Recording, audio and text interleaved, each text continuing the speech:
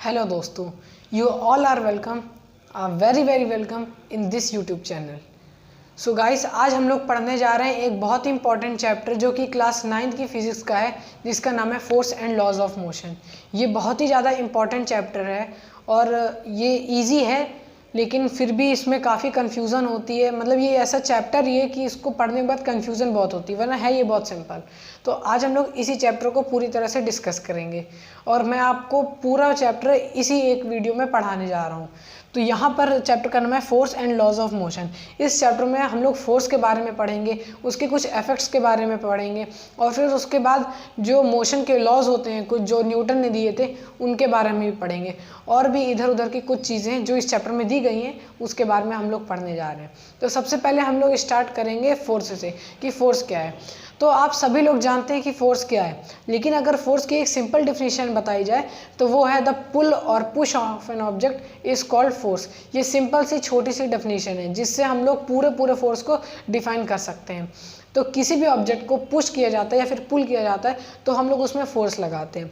जैसे कि for example ये मार्कर मैं अपने हाथ में उठा के रखा हुआ हूँ, तो मैं इसमें एक फोर्स लगा रहा हूँ। क्यों फोर्स लगा रहा हूँ? क्योंकि नीचे ग्रेविटी भी फोर्स लगा रही है। तो जब ग्रेविटी फोर्स लगा रही है तो नीचे जा रहा है। अब इसको उठाने के लिए मैं अपने हाथ से इसको ऊपर फोर्स लगा रहा हूँ, इसलिए यहाँ पर क्या होगा, मैं इसको पुश कर रहा हूँ, तो पुश हो रहा है, इसलिए यहाँ पर मैं फोर्स लगा रहा हूँ। इसी तरह आप भी कोई भी काम करेंगे, उसमें किसी भी ऑब्जेक्ट को या तो आप पुश करेंगे, फिर वो कोई भी डायरेक्शन में हो, और या तो आप उसको पुल करेंगे, तो फिर वहाँ पर क्या लगेगा, फोर्स लगेगा। अब फोर्स आखिर स्केलर क्वांटिटी है कि वेक्टर क्वांटिटी है? तो देखिए, force is a vector quantity.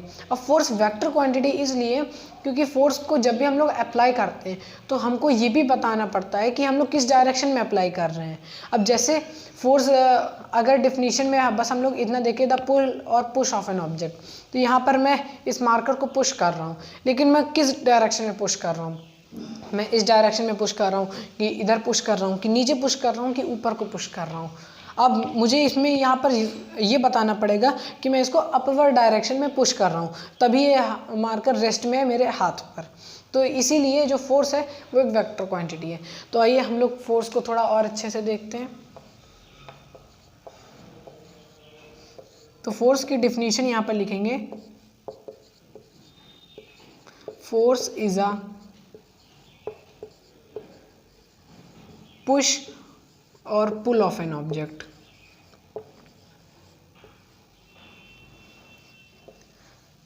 अब यहाँ पर मैंने आपको बताया कि फोर स्केलर क्वांटिटी है कि vector quantity.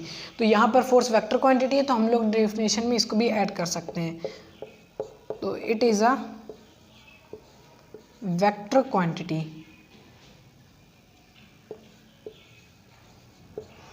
It is a vector quantity. तो यहाँ पर हम लोगों ने देख लिया फोर्स के बारे में। अब फोर्स के हम लोगों ने एग्जांपल भी देख लिए कि फोर्स कहाँ कहाँ एक्ट होता है, कैसे एक्ट होता है। तो ये सारी चीज़ें पढ़ने के बाद अब हम लोग आगे बढ़ते हैं। तो अगला टॉपिक है हमारा इफेक्ट्स ऑफ फोर्स। तो इफेक्ट्स ऑफ फोर्स में हम लोग देखेंगे कि फोर्स क्या क्या कर सकता है। तो देखिए, कोई भी ऑब्जेक्ट है जिसके पास कोई मास है, फोर्स उसमें कुछ भी कर सकता है, कुछ भी कर सकता है। अब जैसे उसमें अगर हम लोग एग्जांपल के तौर में देखें तो यहाँ पर 5 तरह के इफेक्ट्स बताए गए हैं, क्योंकि जो फोर्स है वो कुछ भी कर सकता है, और उन सारे जितनी भी चीज़ें जो फोर्स के द्वारा होती हैं उनको हमने 5 पार्ट्स में डिवाइड करके यहाँ पर शो किया गया है।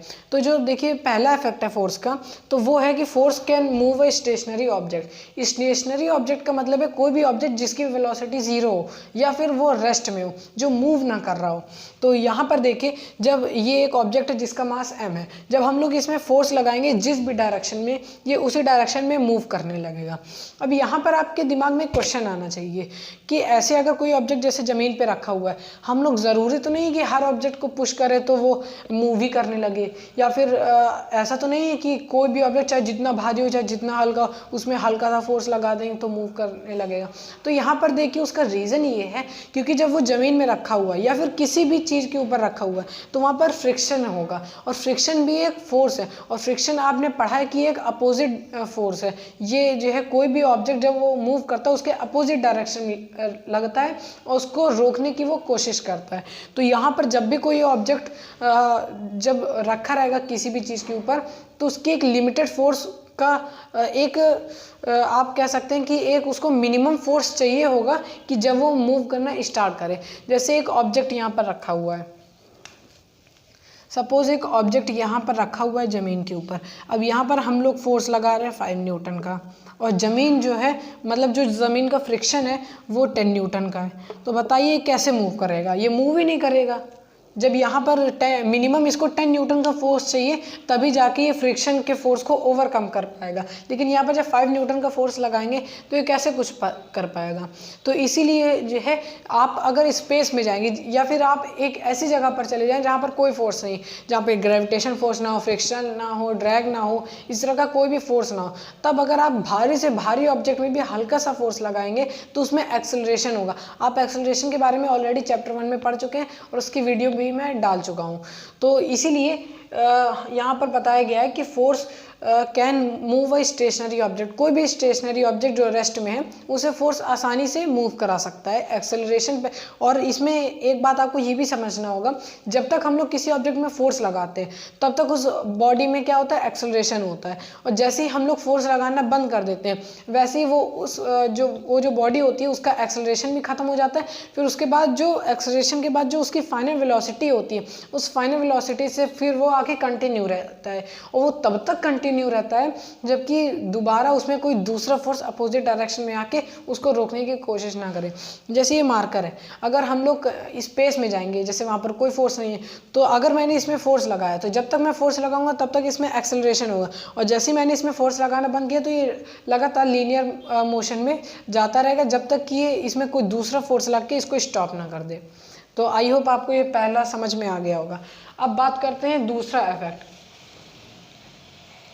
तो देखिए जो फोर्स का दूसरा इफेक्ट है उसमें ये बताया गया है कि यहाँ पर कोई एक ऑब्जेक्ट जा रहा है अपने डायरेक्शन में, अब उसके अपोजिट डायरेक्शन में कोई फोर्स लगा तो वो रेस्ट में आ जाएगा। ठीक है, वही चीज़ जो मैंने अभी आपको बताई कि ये मार्कर जा रहा है, पहले इसमें फोर्स लगा तो ये जाने लगा लगातार, फिर उसके बाद जैसे इसमें अपोजिट डायरेक्शन में फोर्स लगेगा ये रेस्ट में आ जाएगा। हाँ, लेकिन हमेशा ये ऐसा नहीं होगा कि ऑब्जेक्ट रेस्ट में आ जाए। उसका रीज़न ये है कि जैसे मान लीजिए मैंने इसको थ्रो किया तो ये कोई वेलोसिटी से जा रहा है, अब जब इसमें दूसरा फोर्स लगाया जाएगा तो उसकी भी एक मिनिमम कैपेसिटी होगी, उसमें भी ऐसा होगा कि मिनिमम एक ऐसा फोर्स लगे कि ये रेस्ट में आ जाए। मान लीजिए अब इसको ज़रूरत है ये जा रहा है, अब इसको 5 न्यूटन फोर्स की ज़रूरत है कि ये रेस्ट में आ जाए, लेकिन हमने सिर्फ 4 न्यूटन का फोर्स दिया तो ये इसकी वेलोसिटी तो डिक्रीज़ होगी लेकिन ये रेस्ट में नहीं आएगा जब तक कि इसमें 5 न्यूटन का फोर्स ना लग जाए। तो ये सेकंड इफेक्ट है। अब थर्ड इफेक्ट में बताया गया है कि एक ऑब्जेक्ट है m मास का, वो इनिशियल वेलोसिटी से जा रहा है, उसमें फोर्स लगता है और फिर उसकी वेलोसिटी चेंज हो रही है, मतलब कि force can change the velocity of any object. तो यहाँ पर बताया गया है कि जब भी फोर्स लगता है तो वो किसी भी ऑब्जेक्ट की वेलोसिटी को चेंज कर सकता है, वो इंक्रीज भी कर सकता है, डिक्रीज भी कर सकता है। वही एग्जांपल जो मैंने आपको बताया, ये मार्कर जा रहा था, हमने इसमें अपोजिट डायरेक्शन में फोर्स लगाया तो ये रेस्ट में आ गया, या फिर अगर मिनिमम फोर्स से हमने कम फोर्स लगाया तो इसकी वेलोसिटी डिक्रीज हुई पर ये अभी भी आगे ही जा रहा है। लेकिन अगर ये इस डायरेक्शन में जा रहा है और इसी डायरेक्शन में हमने फोर्स लगा दिया तो उसकी वेलोसिटी इंक्रीज हो जाएगी और वो और ज़्यादा वेलोसिटी से आगे बढ़ेगा।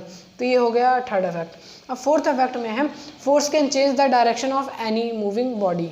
यहाँ पर ये एक बॉडी है, एक ऑब्जेक्ट है, वो जा रहा है, अब इसमें फोर्स इस डायरेक्शन में लगा तो ये इस डायरेक्शन में मूव किया। एग्जाम्पल जैसे आप क्रिकेट खेलते हैं, बैडमिंटन खेलते हैं, तो क्रिकेट में क्या होता है जब बाउलर बॉल फेंकता है तो हमारी तरफ बॉल आती है, लेकिन जब हम लोग शॉट मारते हैं तो हो सकता है वो ऊपर चली जाए या फिर उसका डायरेक्शन इधर उधर कहीं पर भी चेंज हो सकता है। तो वही चीज़ इसमें भी बताई गई है। अब फिफ्थ जो है उसमें ये बताया गया है कि force can change the shape and size of an object. जैसे एक बैलून आपने लिया, अब बैलून में जब आप फोर्स लगाएंगे तो उसका क्या होगा, उसका शेप भी चेंज होगा। पहले वो सर्कल शेप में था, स्फेयर था, लेकिन जब आपने उसमें दोनों तरफ से फोर्स लगाया तो थोड़ा ओवल शेप का हो जाएगा, लंबा लंबा हो जाएगा, उसका साइज तो चेंज हो ही गया। तो इसीलिए यहाँ पर ये 5 इफेक्ट बताए गए हैं कि फोर्स क्या क्या कर सकता है। तो इन 5 इफेक्ट को देखने के बाद हमको ये लगता है कि फोर्स जो है किसी भी ऑब्जेक्ट में हर काम कर सकता है। अब जैसे आपके दिमाग में ये भी आया होगा ये 5th वाला इफेक्ट पढ़ने के बाद कि हर ऑब्जेक्ट में जब हम लोग फोर्स लगाते हैं तो ज़रूरी तो नहीं है कि उसका शेप एंड साइज चेंज ही हो जाए। तो देखिए वो उसकी हार्डनेस पर डिपेंड करते हैं। अगर कोई ऑब्जेक्ट हार्ड है, वो ज़्यादा मजबूत है, उसमें उसकी भी एक मिनिमम फोर्स होगा कि हम लोग इतने फोर्स से इसको पुश करें, इतने फोर्स से उसको दबाएं कि उसका शेप एंड साइज चेंज हो जाए। लेकिन अगर हम लोग उसके मिनिमम फोर्स से कम फोर्स लगाएंगे तो फिर वो नहीं, उसका शेप एंड साइज चेंज होगा। तो अब हम लोग आगे पढ़ते हैं लॉज ऑफ मोशन। लेकिन लॉज ऑफ मोशन समझने से पहले आपको एक और इम्पॉर्टेंट चीज़ है जो कि इफेक्ट ऑफ फोर्स से रिलेटेड है, लेकिन उसको भी पढ़ना इम्पॉर्टेंट है। तो सबसे पहले हम लोग उसको पढ़ते हैं। तो अब हम लोग पढ़ने जा रहे हैं बैलेंस्ड एंड अनबैलेंस्ड फोर्स, क्योंकि लॉज ऑफ मोशन जब हम लोग पढ़ेंगे तो इसकी भी ज़रूरत पड़ेगी। तो पहले हम लोग इसको समझेंगे, फिर उसके बाद लॉज ऑफ मोशन समझते हैं।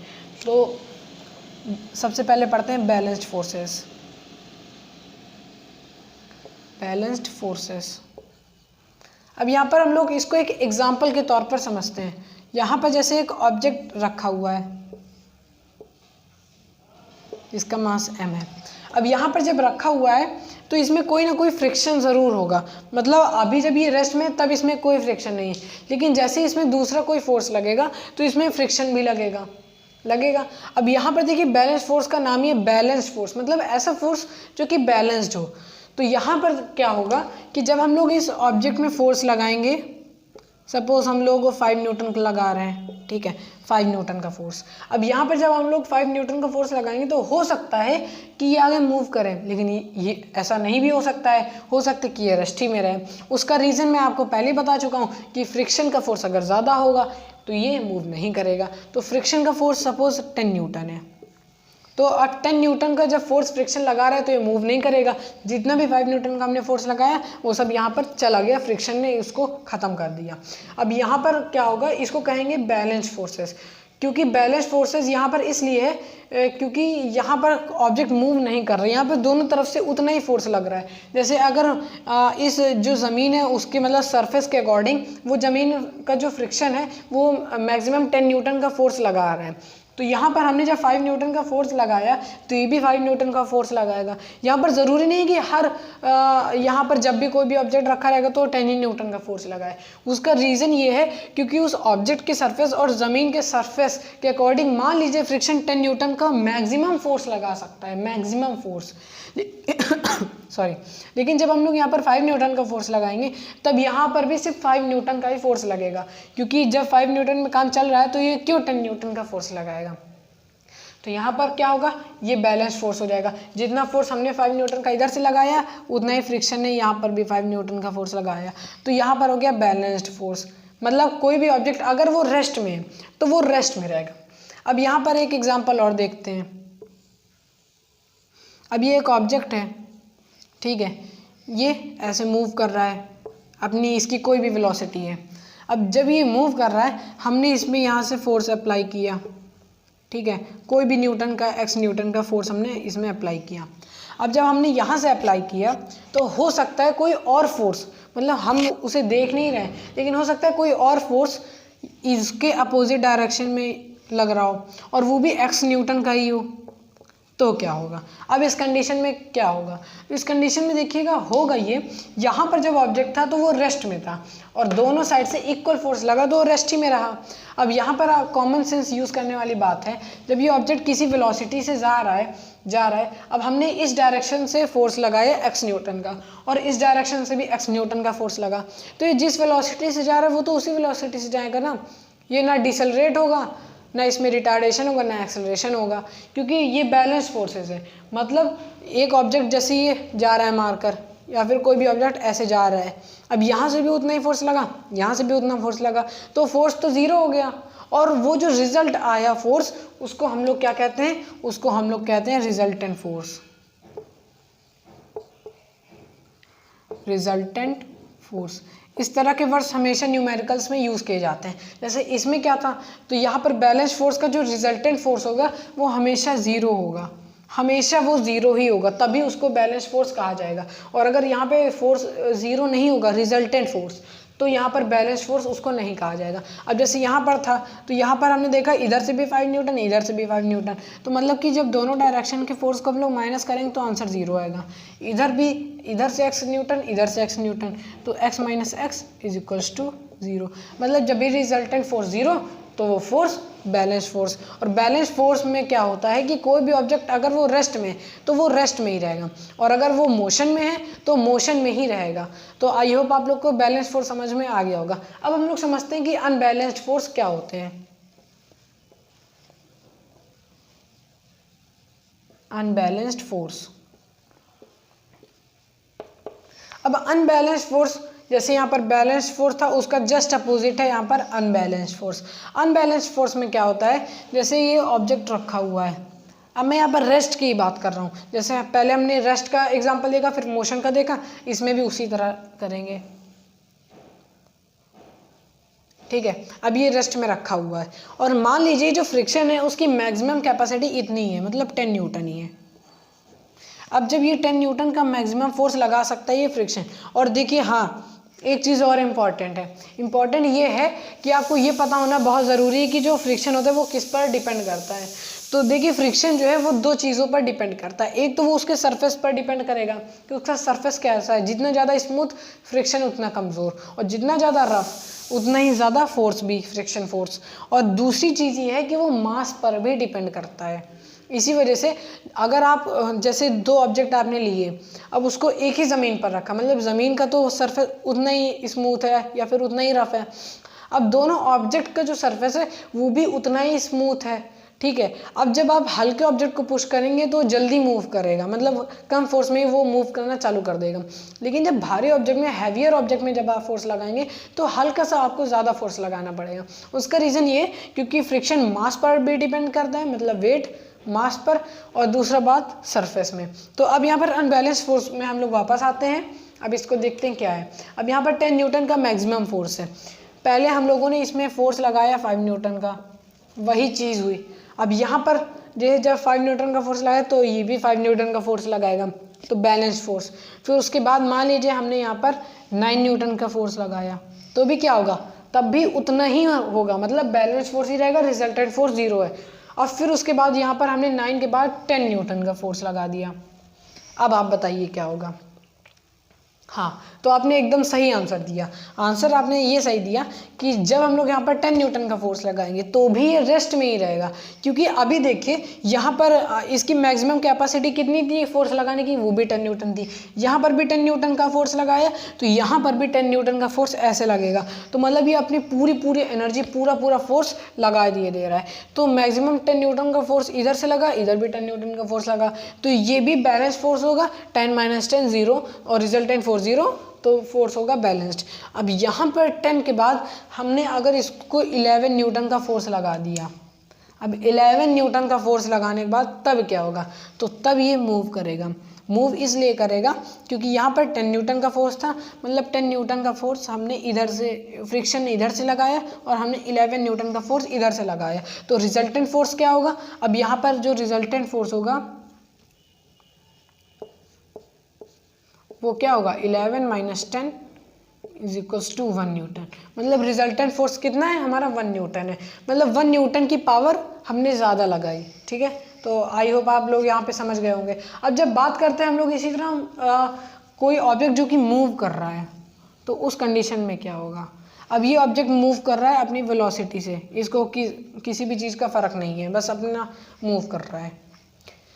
अब हमने यहाँ पर x न्यूटन का फोर्स लगाया इस डायरेक्शन में, अब इधर से क्या हुआ, इधर से y न्यूटन का फोर्स लगा इस डायरेक्शन में। अब हमको पता है कि जो x है उसकी वैल्यू बड़ी है y से, तो क्या होगा, तो इस कंडीशन में क्या होगा, ये जो ऑब्जेक्ट है ये जिस डायरेक्शन में मूव कर रहा है उसी डायरेक्शन में ये एक्सेलरेट हो जाएगा। उसका रीज़न ये है क्योंकि जो हमने इस डायरेक्शन में फोर्स लगाया वो फोर्स ज़्यादा है और जो इस डायरेक्शन से फोर्स लग रहा है वो कम है, तो इसलिए ये अपनी डायरेक्शन में इस तरह मूव करेगा। अब सपोज़ यहाँ पर ऐसा ना होकर मैं इसको ऐसे कर दूँ, तो इस कंडीशन में क्या होगा।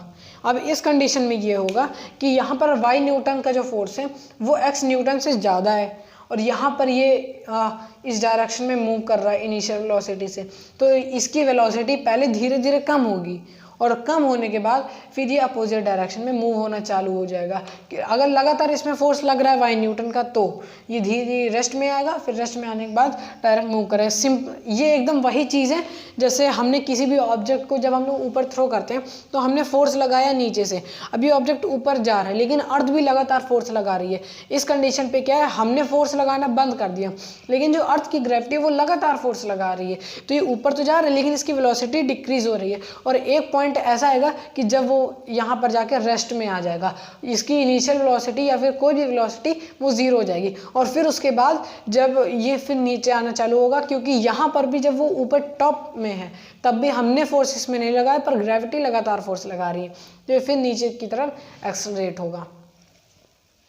तो आई होप आप लोग को बैलेंस्ड और अनबैलेंस्ड फोर्स समझ में आ गए होंगे अच्छे तरह से। और यहाँ पे रिजल्टेंट फोर्स मैंने आपको बता दिया कि क्या होता है। रिजल्टेंट फोर्स मतलब कि नेट फोर्स, दोनों तरफ से जितना भी फोर्स लग रहा है उसका माइनस कर देंगे, उसका डिफरेंस कितना है वही होता है रिजल्टेंट फोर्स। अब हम लोग बात करते हैं अपने लॉज ऑफ मोशन में। तो हमारा जो पहला लॉ है वो इनर्शिया का है। तो यहाँ पर हम लोग को अब जानने की ज़रूरत ये है कि आखिर इनर्शिया क्या होता है। तो इनर्शिया देखिए, अगर हम लोग इसकी डिफिनीशन की बात करें तो इसकी डिफिनीशन हम लोग इस तरह से लिखेंगे, inertia is a property, inertia is a property of an object which it resists, अभी मैं आपको इस पूरे डेफिनेशन का मतलब भी समझाऊंगा। which it resists its change in its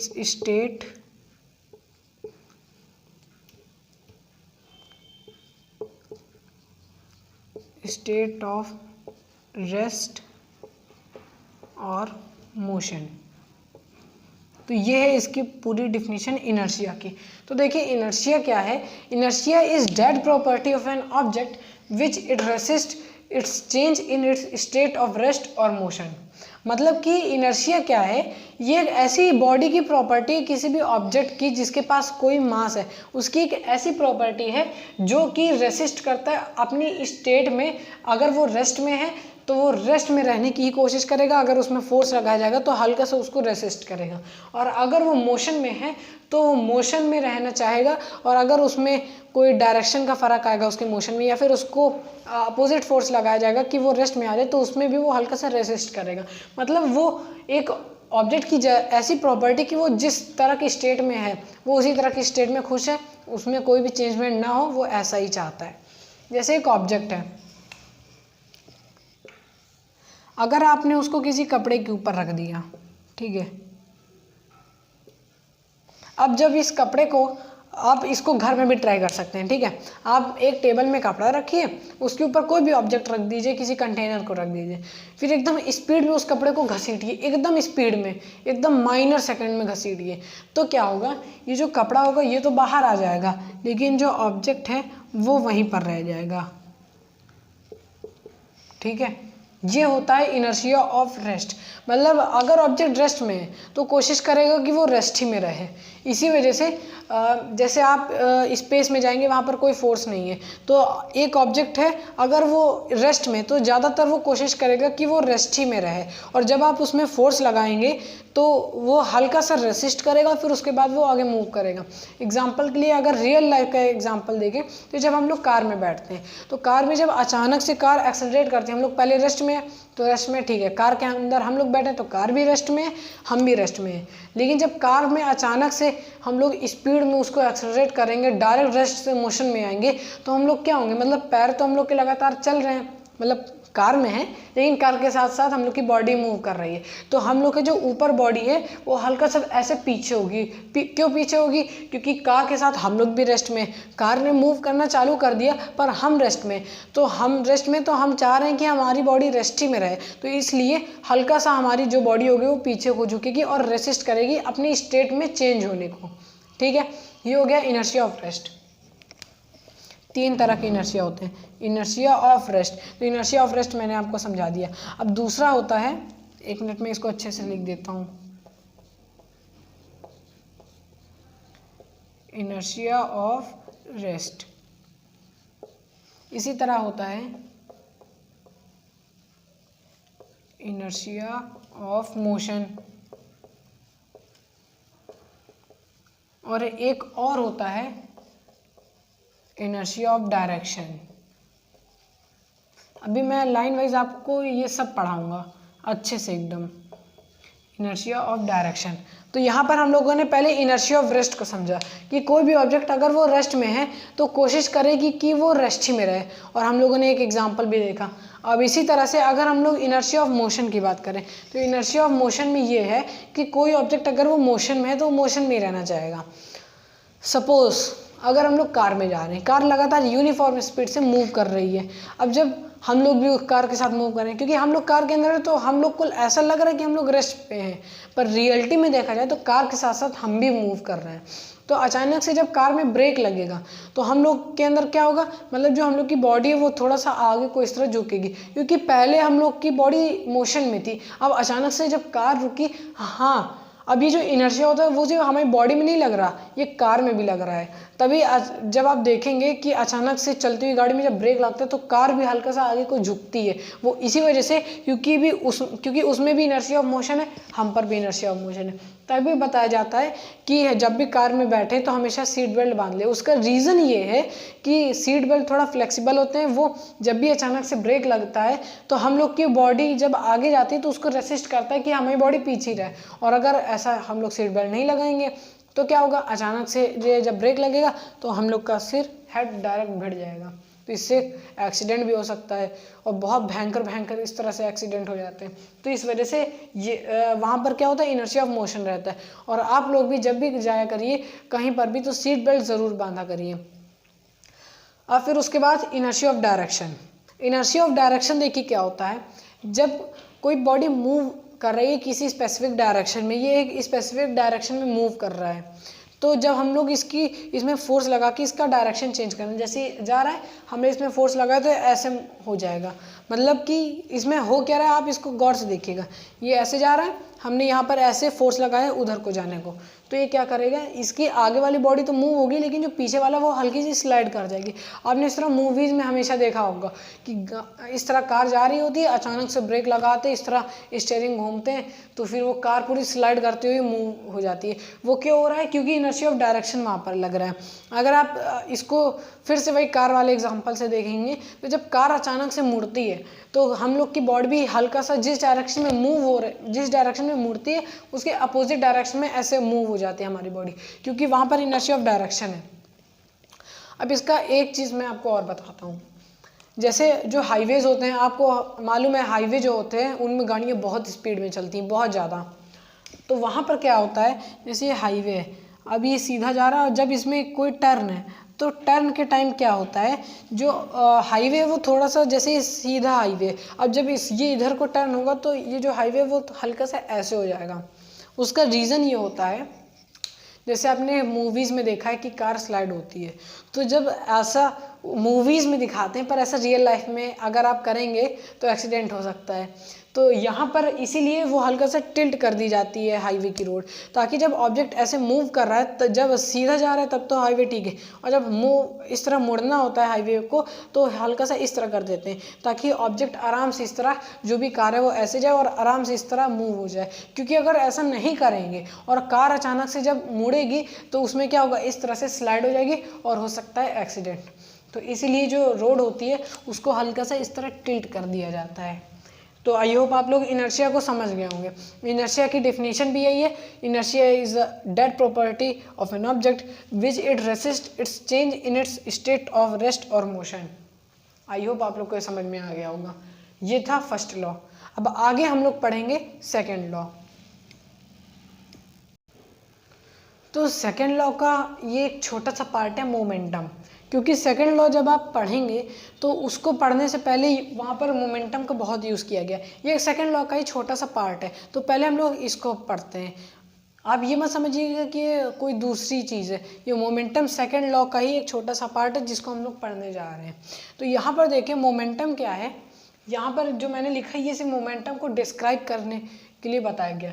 quantity of motion is depend on its mass and velocity of that object. इसमें कहने का मतलब ये है कि कोई भी मोशन की जो क्वांटिटी होती है, क्वांटिटी आप समझ रहे हैं, कोई भी मोशन की जो क्वांटिटी होती है वो पूरा पूरा उसके मास पर और उसकी वेलोसिटी पर डिपेंड करता है। जैसे हमने अभी इनर्शिया देखा था, तो जो इनर्शिया था वो क्या था, वो मास पर पूरा पूरा डिपेंड था। मतलब कि मास अगर किसी बॉडी का ज़्यादा होगा तो उसका इनर्शिया भी ज़्यादा होगा, और अगर किसी ऑब्जेक्ट का मास कम है तो उसका इनर्शिया भी कम होगा। लेकिन यहाँ पर दूसरी चीज़ है, यहाँ पर जो मोमेंटम है वो बताया जा रहा है कि वो एक क्वांटिटी है मोशन की, और जो क्वांटिटी होती है मोशन की वो मास और उसकी वेलोसिटी पर डिपेंड करता है। जैसे एक ऑब्जेक्ट है वो हल्के मास का है, उसका मास कम है, मतलब नॉर्मली कम है, और वो थोड़ी छोटी वेलोसिटी से जा रहा है, मतलब 1 metre per second, 2 metre per second, इस तरह से कम वेलोसिटी से वो जा रहे हैं, तो उसका जो मोमेंटम होगा वो कम होगा, उसका जो क्वांटिटी ऑफ मोशन होगा वो कम होगा। वो कम इसलिए होगा कि पहली बात तो उसका मास ही इतना कम है,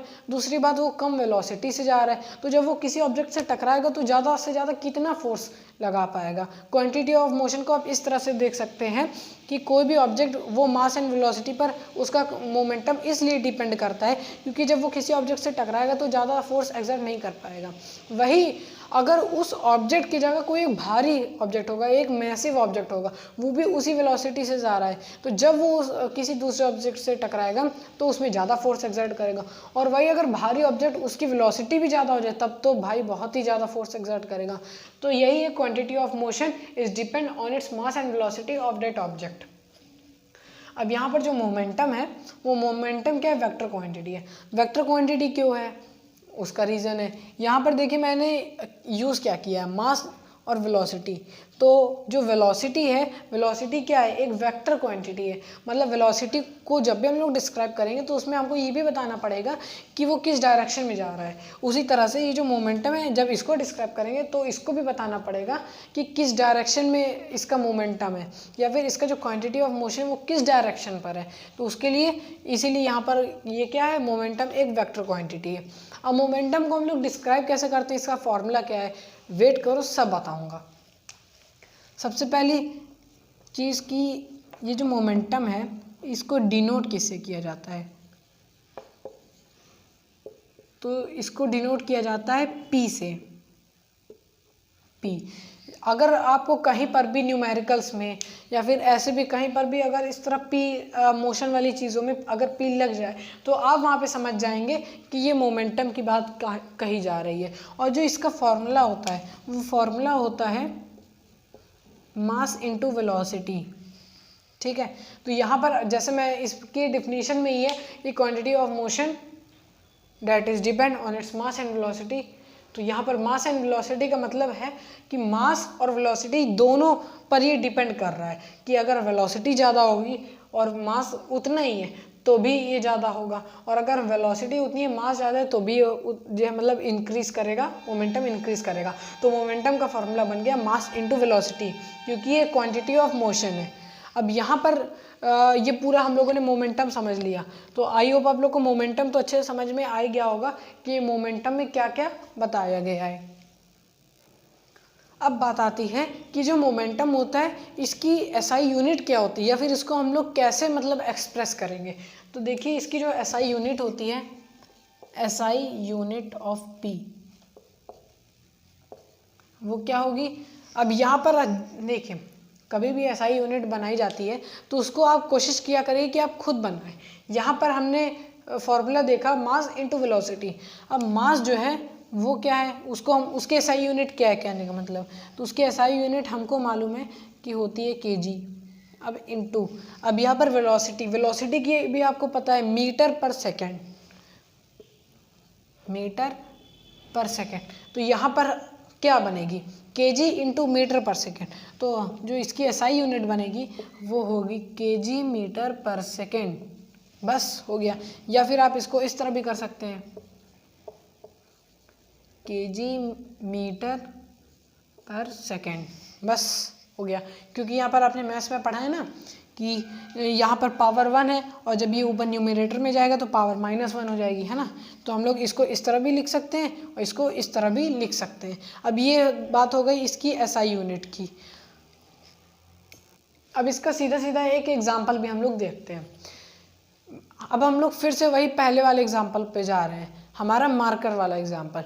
तो उसमें हमने क्या देखा था, ये कोई एक ऑब्जेक्ट है, जैसे ये मार्कर है, हमने इसमें फोर्स लगाया, जब तक फोर्स लगाया तब तक इसमें एक्सेलरेशन होता गया, इसकी वेलोसिटी का जो रेट है वो बढ़ता गया, ठीक है। अब जैसे हमने इसमें फोर्स लगाना बंद किया, इसका एक्सेलरेशन ख़त्म। अब जो इसकी फाइनल वेलोसिटी इसके द्वारा ली जाएगी, उसी फाइनल वेलोसिटी से लगातार जाता जाएगा। यही चीज़ मैंने आपको बताई थी और यही चीज़ ट्रू भी है। और जब ये जा रहा होगा तो एक तरह से देखा जाए, जब ये जा रहा होगा तो इसके पास एक्सेलरेशन नहीं होगा, इसके पास वेलोसिटी होगी, इसका मास तो रहेगा ही। तो इस कंडीशन पे इसके पास क्या रहेगा, इस कंडीशन पे इसके पास मोमेंटम रहेगा। मतलब मोमेंटम हमको बता रहा है कि इस मूविंग बॉडी की जो मोशन की क्वांटिटी है वो कितनी है। तो वो चीज़ इसी मोमेंटम में बताई गई है कि जो ऑब्जेक्ट है ये जिस वेलोसिटी से जा रहा है उसके पास जितना मास है वही इसकी क्वांटिटी ऑफ मोशन है। तो इसलिए इसका फॉर्मूला भी बना है मास इनटू वेलोसिटी। अब यहाँ पर इसकी जो यूनिट है वो बताई मैंने केजी मीटर पर सेकेंड। अब इस यूनिट की आप एक मीन्स समझने की कोशिश करिए। तो यहाँ पर मैंने बताया है क्वांटिटी ऑफ मोशन, अब यहाँ पर यूनिट है केजी मीटर पर सेकेंड। तो इसमें ये बताने की कोशिश की जा रही है इस यूनिट पे, इसको आप ध्यान से देखिए।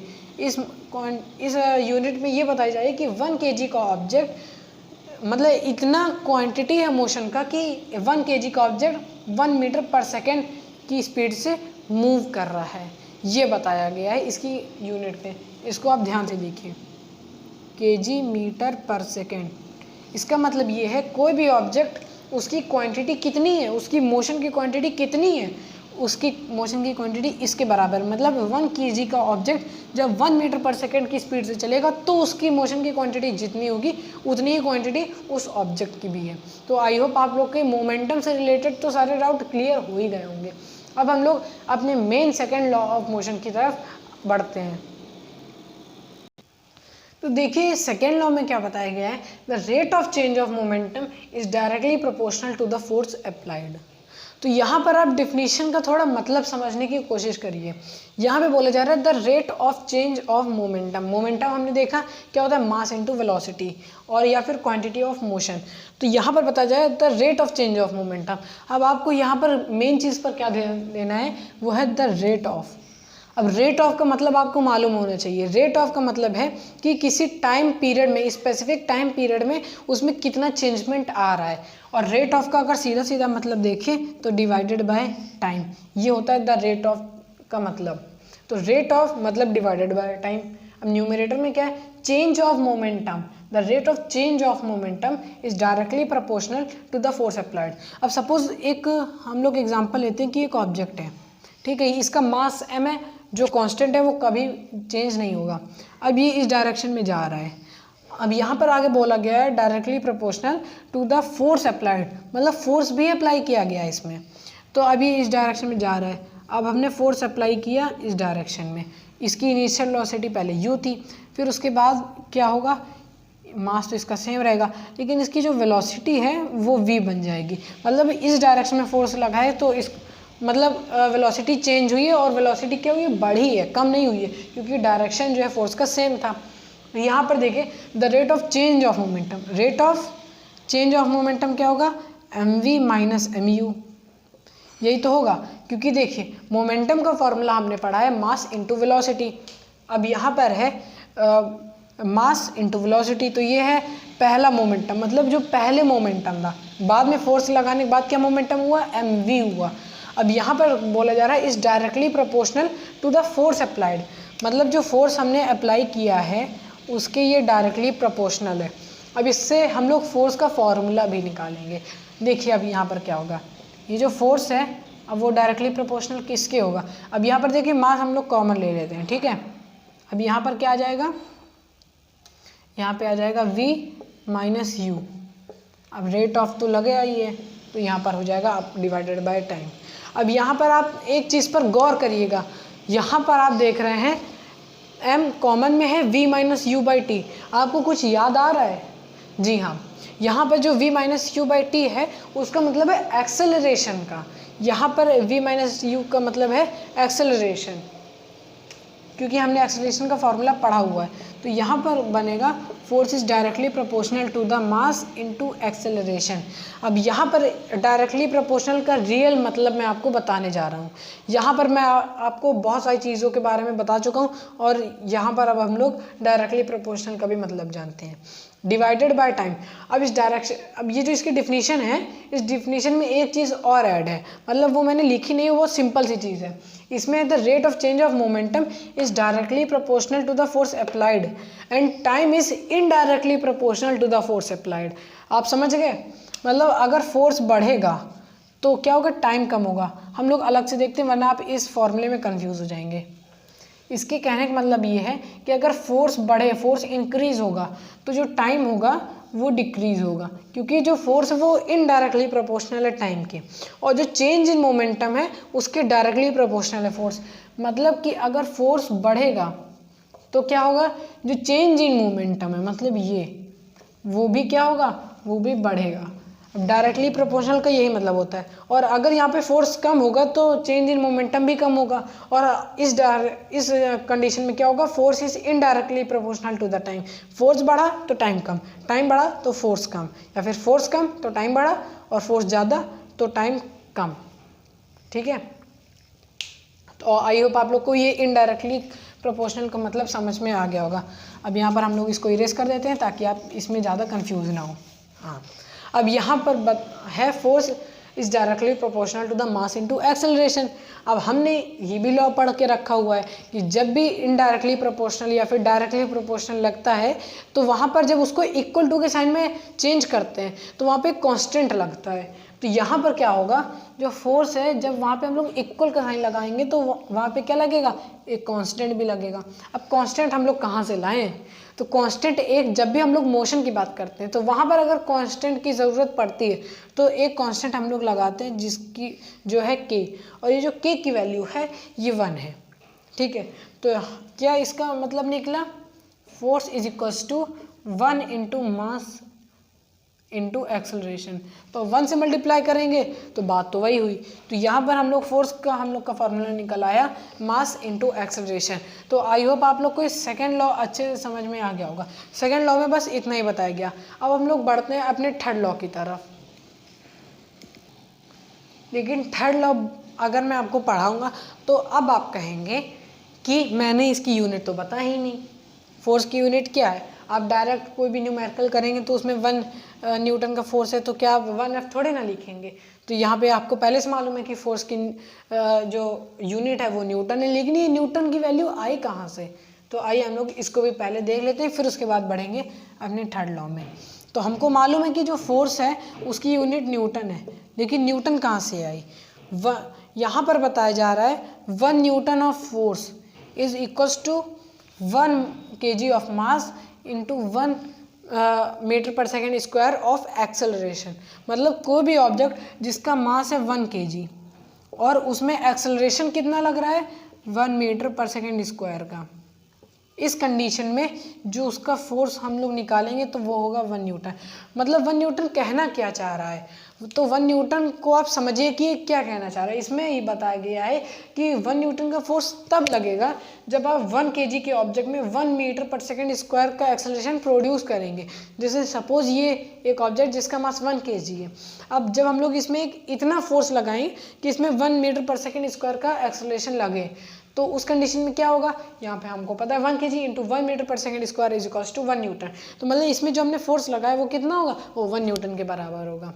अब मैं आपको एक एक्टिविटी बता रहा हूँ। अगर आपको चेक करना है, आपने ठीक है समझ लिया कि 1 न्यूटन कितना होता है सब कुछ, लेकिन आपने कभी 1 न्यूटन को फील नहीं किया कि 1 न्यूटन असल में होता कितना है। तो उसके लिए आप क्या करिए, कोई भी ऑब्जेक्ट लीजिए जिसका मास हो, जिसका वेट हो, क्योंकि हम लोग मास नहीं जानते। यहाँ पे मतलब अर्थ है तो एक्सेलरेशन ये प्रोड्यूस कर रहा है, लगातार इसमें एक्सेलरेशन लग रहा है, फोर्स भी हर ऑब्जेक्ट में लगा रहा है। तो आप एक 100 ग्राम का ऑब्जेक्ट लीजिए। अब उस 100 ग्राम के ऑब्जेक्ट को जब आप अपने हाथ में रखेंगे तो जितना हाथ आपका फोर्स लगा रहा है उसको रेस्ट में लाने के लिए वो होता है 1 न्यूटन का। अब आप कहेंगे यहाँ पर तो 1 kg है भाई, तो कैसे मतलब, तो आइए मैं उसको भी समझाता हूँ। तो 1 न्यूटन का आपको ये तो मतलब पता चल गया, 1 kg into 1 metre per second square. अब हम लोग अर्थ में रहते हैं तो अर्थ के अकॉर्डिंग देखेंगे तो अर्थ में क्या है, वो 10 मीटर पर सेकेंड स्क्वायर का एक्सेलरेशन लग रहा है। लग तो रहा है रियलिटी में 9.8, लेकिन 9.8 का एवरेज लिया जाए तो 10, ठीक है। तो अब यहाँ पर 1 kg, अब मैंने 100 ग्राम क्यों कहा, तो 100 ग्राम क्या होगा, 0.1 kg, 0.1 kg। अब ज़रा आप इसको सॉल्व करिए तो क्या होगा, 10 इंटू 0.1 इज इक्वल्स टू 1। तो इसलिए मैंने कहा कि जब हम ये चीज़ तब अप्लाई होगी जब आसपास कोई एक्सेलरेशन ना हो, आसपास कोई फोर्स ना हो। जैसे आप स्पेस में गए, स्पेस में जब आप इसमें 1 kg के ऑब्जेक्ट में 1 मीटर पर सेकेंड स्क्वायर का एक्सेलरेशन प्रोड्यूस करेंगे तब वहाँ पे 1 न्यूटन होगा। लेकिन हमारी अर्थ में क्या है, हमारी अर्थ में अगर 1 मीटर पर सेकेंड स्क्वायर का एक्सेलरेशन लग रहा होता तो हम लोग 1 kg का ऑब्जेक्ट लेते हैं, लेकिन यहाँ पे ऑलरेडी 10 मीटर पर सेकेंड है, इसलिए हम लोग 0.1 kg का ऑब्जेक्ट लेंगे, मतलब 100 ग्राम। तो अब हम लोग अपने थर्ड लॉ की तरफ बढ़ते हैं, और जो थर्ड लॉ वो सबसे ज़्यादा ईजी है, सबसे ईजी थर्ड लॉ ही है हमारा।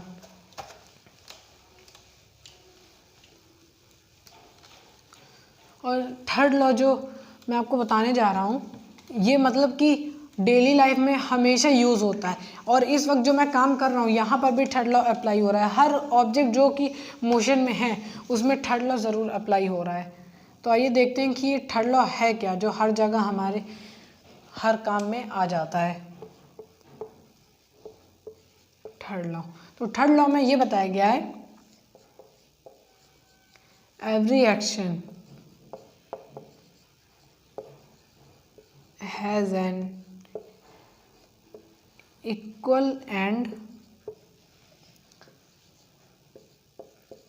Opposite reaction. आपने सेंटेंस बहुत ज़्यादा जगह हर जगह सुना होगा, every action has an equal and opposite reaction, every action has an equal and opposite reaction. आपने काफ़ी जगह सुना है, लेकिन आज तक आपको इसका मतलब नहीं समझ में आया। तो आज बताते हैं कि इसका रियलिटी में मतलब क्या होता है। तो देखिए थर्ड लॉ में ये बताया गया है कि कोई भी ऑब्जेक्ट जब मूव करता है या फिर उसमें फोर्स लगाया जाता है, तो जब भी एक्शन होता है तो उसके अपोजिट में रिएक्शन भी होता है, और जो उन दोनों की वैल्यू होगी वो एकदम सेम होगी। सपोज यहाँ पर देखिए हमने एक ऑब्जेक्ट लिया, ठीक है, सपोज स्प्रिंग है। अब यहाँ पर ये दीवार में ये स्प्रिंग इस तरह से फिक्स्ड है, ठीक है। अब हमने अपने हाथ से इसमें फोर्स लगाया अपोजिट डायरेक्शन में, तो हमने क्या किया, हमने एक्शन किया। तो अब कुछ टाइम बाद क्या होगा, जब हमने फोर्स लगाया तो इसकी कंडीशन क्या हो जाएगी, ऐसी हो जाएगी, ठीक है। अब ऐसी हो जाएगी तो इसका मतलब है हमने इस स्प्रिंग को कंप्रेस करने में जितना फोर्स लगाया उतना ही फोर्स इस स्प्रिंग ने भी हम पर लगाया, लेकिन हम तो स्ट्रॉन्ग है, स्प्रिंग कमज़ोर है, तो हम पर इफेक्ट नहीं पड़ा। इफेक्ट किस में पड़ा, इस स्प्रिंग में पड़ा। लेकिन जो फोर्स स्प्रिंग ने जितना लगाया उतना ही फोर्स हमने भी उसमें लगाया। इसका मतलब हमने जितना फोर्स स्प्रिंग में लगाया उतना ही फोर्स स्प्रिंग ने भी हमको लगाया। जैसे यहाँ पर भी देखिए, हम लोग अगर रियलिटी में चलने का एग्जाम्पल ले, सबसे ईजी एग्जाम्पल यहीं पर है। तो अगर आप ध्यान से देखेंगे तो हम लोग क्या करते हैं, जब इस तरह मूव करते हैं तो एक तरह से देखा जाए हम लोग जिस ग्राउंड में खड़े हैं तो उस ग्राउंड को पीछे ढकेल रहे हैं, और पीछे ढकेलने के बाद आगे जा रहे हैं। फिर हम लोग क्या कर रहे हैं, फिर इसको पीछे ढकेल रहे हैं और अपना आगे जा रहे हैं, फिर इसको ग्राउंड को पीछे ढकेल रहे हैं, हम आगे जा रहे हैं। तो इसका मतलब क्या है, हमने ग्राउंड को पीछे ढकेला और हम एक्शन में आए, और जब हमने एक्शन किया तो ग्राउंड ने भी हम पर उतना ही फोर्स लगाया, तो उसको कहेंगे रिएक्शन। और जब हम लोग दौड़ते हैं तो दौड़ने में क्या होता है, हम लोग ज़्यादा फोर्स लगाते हैं, तो जब ज़्यादा फोर्स हम लगा रहे हैं ग्राउंड में तो उतना ही फोर्स क्या कहते हैं ग्राउंड में हम पर लगा रहा है, तभी हम लोग की स्पीड बढ़ जाती है। तो यही होता है every action has an equal and opposite reaction, that is third law. अब इसी तरह जब हम लोग स्विम करते हैं तो स्विमिंग में हम लोग रियलिटी में करते क्या है, जो वाटर है, वाटर को अपने हैंड से पीछे साइड को ढकेलते हैं, इस तरफ पीछे को ढकेलते हैं। तो जब हम लोग जितना वाटर को पीछे ढकेलेंगे तो वाटर भी हम पर उतना ही फोर्स लगाएगा आगे की तरफ, तभी हम लोग आगे बढ़ते हैं। ठीक है, समझ गए। इसी तरह क्या होता है, ड्रोन में भी यही होता है, या फिर आप कह सकते हैं फैन में। जैसे सपोज ये एक ड्रोन का फैन है, हाँ, तो अब जब ये मूव करेगा तो असल में पता है ये क्या कर रहा है फैन। इस फैन का वर्क क्या है, इस फैन का वर्क ये है कि जो ऊपर एयर मॉलिक्यूल्स हैं उन एयर मॉलिक्यूल्स को ये नीचे की तरफ फेंकेगा, मतलब ये उन पे फोर्स लगा रहा है और फोर्स लगा के ये इनको नीचे ढकेल रहा है। जब जितने फोर्स से एयर मॉलिक्यूल्स को नीचे ढकेलेगा उतने ही फोर्स से एयर मॉलिक्यूल्स इसको ऊपर को ढकेलेंगे। ठीक है, तभी जो ड्रोन होता है वो ऊपर को उड़ता है, हेलीकॉप्टर भी ऊपर को उड़ते हैं, इसी तरह एरोप्लेन भी ऊपर को उठता है और आगे हवा में चलता है। तो every action has an equal and opposite reaction. I hope आप लोगों को ये अच्छी तरह समझ में आ गया होगा। अब हमारे चैप्टर का सबसे लास्ट टॉपिक बचा हुआ है कंजर्वेशन ऑफ मोमेंटम। तो देखिए कंजर्वेशन ऑफ मोमेंटम क्या है। तो जो कंजर्वेशन ऑफ मोमेंटम है उसमें ये बताया गया है कि momentum can never be created and can never be destroyed. यहाँ पर उसमें लिखा भी है momentum is never created nor be destroyed. तो इसका मतलब क्या है, इसका मतलब ये है कि कोई भी मोमेंटम है वो ना कभी बनाया जा सकता है और ना कभी बिगाड़ा जा सकता है। तो क्या होता है, तो देखिए जो मोमेंटम है वो सिर्फ एक बॉडी से दूसरी बॉडी में ट्रांसफ़र होता है। यहाँ पर जैसे हम लोग एक एग्जाम्पल के तौर पर समझते हैं, एक ऑब्जेक्ट है, ठीक है, इसका मास है m1, ये अपनी इनिशियल वेलोसिटी से जा रहा है जो है u1। अब एक दूसरा ऑब्जेक्ट है जिसका मास है m2, ठीक है। अब यहाँ पे हम लोग मोमेंटम की बात करें तो यहाँ पर मास और वेलोसिटी दोनों को देखेंगे। अब ये अपनी इनिशियल वेलोसिटी से जा रहा है u2, ठीक है। अब क्या हुआ, अब ये कंडीशन है बिफोर कोलिजन की, मतलब आगे जाके कोलिजन होगा, आगे जाके दोनों टकराएंगे, ठीक है। तो यहाँ पर बिफोर कोलिजन आप समझ सकते हैं। तो उसके बाद आगे जाके क्या हुआ, ये दोनों मास टकरा गए m1 और m2। फिर क्या हुआ, आगे जाके दोनों फिर अलग हो गए। तो यहाँ पर जो m1 है अब उसकी जो फाइनल वेलोसिटी है वो है v1 और जो m2 है इसकी जो फाइनल वेलोसिटी है वो है v2। तो अब यहाँ पर मैंने आपको पूरा बता दिया, ये ड्यूरिंग कोलिजन है, ठीक है, ड्यूरिंग कोलिजन, और ये है आफ्टर कोलिजन। कोलिजन के बाद अब क्या क्या हुआ, अब यहाँ पर देखिए बताया जा रहा है कंजर्वेशन ऑफ मोमेंटम, मतलब मोमेंटम कंजर्व हो रहा है, वो ना कभी बिगड़ रहा है ना कभी बनाया जा रहा है। तो अब यहाँ पर देखिए क्या बताया गया है कि ये कंडीशन है बिफोर कोलिजन की। इस कंडीशन में क्या है, कोलिजन अभी नहीं हुआ है, ये m1 मास का ऑब्जेक्ट u1 वेलोसिटी से जा रहा है और ये m2 ऑब्जेक्ट u2 वेलोसिटी से जा रहा है, और ये m1 और m2 ये दोनों आके आपस में टकराते हैं। फिर उसके बाद दोनों में एक्सेलरेशन होता है और फिर ये m1 वाला ऑब्जेक्ट v1 वेलोसिटी से जाता है और ये m2 वाला ऑब्जेक्ट v2 वेलोसिटी से जाता है। तो यहाँ पर एक्चुअल में हमको प्रूव ये करना है कि जो पूरा इनिशियल मोमेंटम है, मतलब बिफोर द कोलिजन, वो पूरा मोमेंटम इक्वल होगा किसके, आफ्टर द कोलिजन के। मतलब इस कंडीशन का जो पूरा मोमेंटम होगा वो इक्वल होगा इस कंडीशन के मोमेंटम के। वो इसलिए क्योंकि यहाँ पर पढ़ा है हमने momentum is never created nor be destroyed, it is only transfer from one body to another body. मतलब यहाँ पर जो कोलिजन था, मतलब कोलिजन के पहले यहाँ पर भी उतना ही मोमेंटम था और कोलिजन होने के बाद जो मोमेंटम बना, मतलब वेलोसिटी अब डिफरेंट हो चुकी है लेकिन फिर भी मोमेंटम इक्वल रहेगा। क्यों, क्योंकि इन दोनों बॉडी ने आपस में सिर्फ अपना मोमेंटम एक्सचेंज किया है, ना ही इनमें मोमेंटम बना है और ना ही डिस्ट्रॉय हुआ है। तो यहाँ पर प्रूव करने के हम लोग क्या करेंगे, हमको प्रूव करना है momentum before collision is equals to momentum after collision. अब यहाँ पर देखिए हम लोग पहले इनिशियल मोमेंटम निकालते हैं। तो इनिशियल मोमेंटम का दोनों बॉडी के लिए क्या होगा, m1u1, ठीक है, ये m1u1 प्लस m2u2, ठीक है, ये m2u2 हो गया। अब प्रूव करना है किसके इक्वल होगा, m1v1 और m2v2, m1v1 प्लस m2v2। अब यहाँ पर हमने m1 और m2 को सेम इसलिए लिया क्योंकि आपको पता है मास चेंज नहीं होगा, मास जितना पहले था मास उतना ही रहेगा, सिर्फ और सिर्फ वेलोसिटी होगी चेंज। अब यहाँ पर देखिए क्या है, दोनों सेम डायरेक्शन में जा रहे थे। अब जब दोनों टकराए तो ये वाला जो ऑब्जेक्ट है, अब मैं आपको पहले तो ऐसे बता रहा हूँ, सिर्फ ओरली बता रहा हूँ कि आप समझ सकें। यहाँ पर जब ये टकराएगा तो इसकी जो वेलोसिटी है वो डिक्रीज़ होगी और इसकी वेलोसिटी इंक्रीज़ होगी। उसका रीज़न ये है कि जब ये टकराई, ये तो पहले भी उसी डायरेक्शन में जा रहा था, तो इसने इसमें फोर्स एक्सर्ट किया, तो जब ये फोर्स उसी डायरेक्शन में एक्सर्ट करेगा तो इसकी वेलोसिटी बढ़ेगी। और जब इसने इसमें फोर्स एक्सर्ट किया तो इसने भी उतना ही फोर्स इसमें एक्सर्ट किया, तो इसमें जब फोर्स एक्सर्ट किया तो वो फोर्स अगेंस्ट है डायरेक्शन के, किसके, इसकी पहली वाली वेलोसिटी के, तो इसकी वेलोसिटी डिक्रीज होगी। मतलब पहले जो मोमेंटम था वो इक्वल होगा बाद के, क्योंकि एक की मोमेंटम अगर बढ़ा तो दूसरा का मोमेंटम घट गया, तो बात इक्वल हुई। लेकिन अब हम लोग इसको मैथमेटिकली भी प्रूव करेंगे। तो यहाँ पर उसके लिए क्या होगा, जब कोलाइजन हुआ तो एक्सेलरेशन होगा, दोनों में एक्सेलरेशन होगा। तो पहले अगर m1 के एक्सेलरेशन की बात की जाए, acceleration of m1, acceleration of m1, तो उसके लिए क्या होगा, v1 minus u1, v1 minus u1 upon time. अब देखिए यहाँ पर टाइम हम लोगों ने लिखा, और ये टाइम किस चीज़ का है, जितनी देर तक ये बॉडी आपस में स्टक रही, मतलब जब तक इसमें कोलिजन हुआ तब तक का ये टाइम है।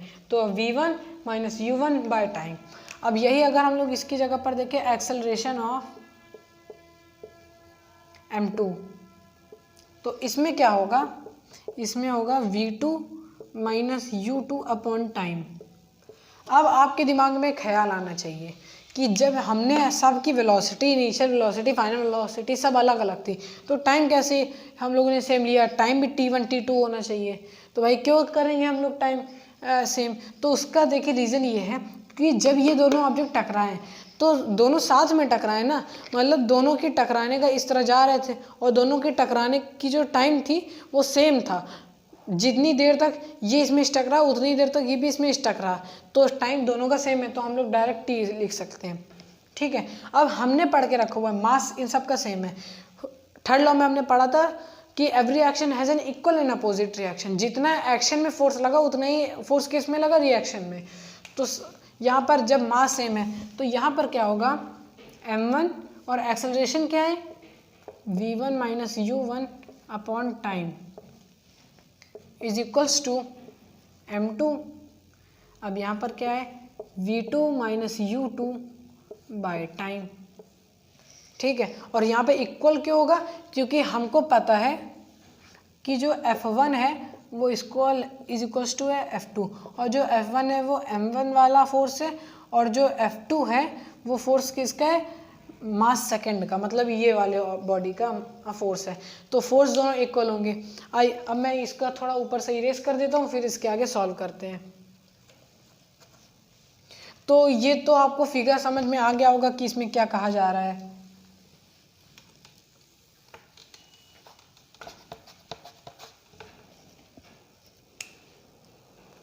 तो यहाँ पर देखिए, अब इसके आगे का हम लोग समझते हैं। अब यहाँ पर क्या है, ये जो टाइम है, ये टाइम ये डिवाइड में इधर मल्टीप्लाई में जाएगा, तो जब मल्टीप्लाई में जाए तो दोनों टाइम कैंसिल हो जाएंगे, तो हम लोग डायरेक्ट यहाँ पर टाइम को कैंसिल कर देते हैं। तो अब हमारे पास ये बचा m1 v1 माइनस u1, हाँ, is equals to m2 v2 minus u2। अब इसको मल्टीप्लाई करेंगे तो क्या होगा, m1 v1 minus m2 u2 is equals to m2 v2 minus m2 u2। अब यहाँ पर इसकी कंडीशन देखिए, यहाँ पर इसकी कंडीशन ये है कि जो यहाँ पर सिर्फ फर्स्ट वाला मास है, यहाँ पर सेकंड वाला मास है। हाँ सॉरी, यहाँ पर मैंने क्या गलती की, यहाँ पर m1 ही होगा। तो इससे हमको ये पता चल रहा है कि इक्वल टू के इस तरफ m1 वाला ही पूरा मोमेंटम है और इक्वल्स टू के इधर पूरा m2 वाला मोमेंटम है। और हमको प्रूव क्या करना है कि जो है बिफोर कोलिजन का और आफ्टर कोलिजन का इक्वल है। मतलब बिफोर कोलिजन में क्या मोमेंटम आएगा कि पहले m1 वाला पूरा मोमेंटम किस और प्लस m2 वाला पूरा मोमेंटम, वो किसके इक्वल होगा, m1 वाला मोमेंटम कोलिजन के बाद का और m2 वाला मोमेंटम कोलिजन के बाद का।